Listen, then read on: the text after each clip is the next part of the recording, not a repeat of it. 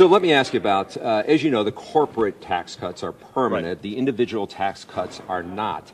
There's been some talk about making them permanent. Do you think they should be? Well, first and foremost, President Trump and I couldn't be more grateful for the strong support of Republicans, including Speaker Paul Ryan from here in Wisconsin, that made these historic tax cuts possible. We lowered taxes on individuals, and we have more work to do in that area. We lowered taxes on businesses, but the results that we're seeing here, even since the tax cuts were signed into law, and the growing economy that we see all across this country, we believe is a result of the tax cuts and the regulatory reform and the important investments that we're making in our nation across the board. But you're absolutely right, and President Trump, as we speak, is looking at additional ways that we can strengthen these tax cuts going forward. We've begun conversations with members of Congress, but I think when you see the results here in Wisconsin, tens of thousands of new jobs created, including good-paying manufacturing jobs, we really do believe that the agenda President Trump has been advancing, that Speaker Paul Ryan and other conservatives like Senator Ron Johnson from here in Wisconsin have supported, is really making a difference in the lives of Wisconsin families. But by all accounts, including the CBO, that they're saying that these tax cuts will push the deficits, the yearly deficits, even higher. Doesn't that go against what Republicans have always said in trying to control debt and deficits? Well, there's no question that under the last administration, where we saw the national debt double from $10 trillion to $20 trillion, that we need to come to terms with our national debt. But what President Trump believes is that growth is the answer to paying our nation's bills today and in the future. Growth is the answer to paying down the national debt and someday achieving a balanced budget. And so what President Trump purposed to do in the early going in this administration is say, let's get this economy growing again, much like Governor Scott Walker has done here in Wisconsin, lowering taxes on working families, lowering taxes on job creators. When we get the economy growing again, all ships will rise and we'll be in a position to begin to meet our obligations in the short term and the long term. I know Governor Walker is one of your close friends, but earlier this year he expressed some frustration with Washington after Republicans lost the state race, saying, didn't blame the Trump administration, but says some frustration overall with Washington, saying the people look at Washington and think they're not getting as much done as maybe some people had hoped.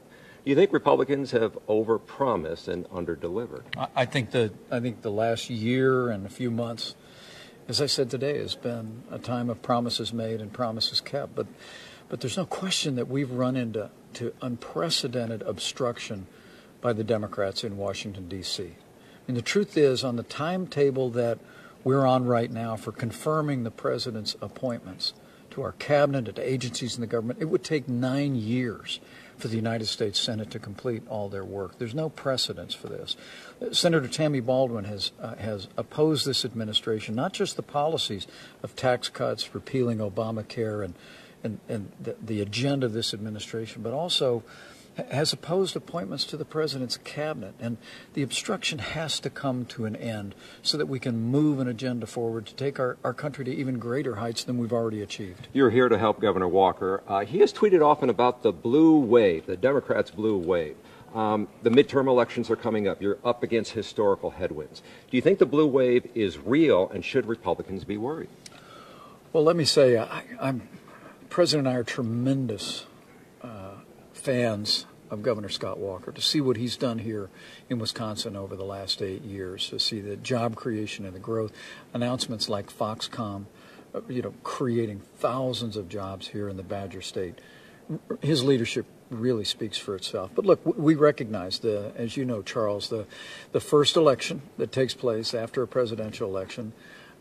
Conventional wisdom says that's a challenge for the party that is in the White House. But this president, I truly believe that with the progress we're making in this economy, rebuilding our military, letting American families keep more of what they earn, the jobs, the expansion that's happening, we really do believe as we go out and tell that story, we're going to have a great year in 2018 here in Wisconsin and all across America, and an even better year in 2020. I'm told I have one more question here. As you know, students in Milwaukee and across the state, across the country, marched with the Parkland, Florida school shooting victims to call on their government to do more for gun control. What would you tell students? who want their government to do more to sort of protect them in school, that they don't have to worry about gun violence?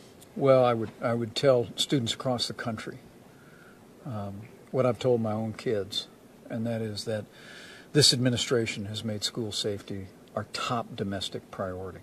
The President and I are grateful for the fact that we were able to work on a bipartisan basis and pass legislation to improve and reform our national background check system. We also passed a school safety measure that allows for the kind of reforms that the Sandy Hook families were advocating for years. There's more work to do, but it's got to be done in a way that protects the constitutional rights of law-abiding citizens, and we believe that we can get there. And the President and I are absolutely determined to continue to work with leaders at the state level, to work with public safety personnel all around this country, and make sure that our schools have the resources and the tools and the flexibility to take actions to protect our kids.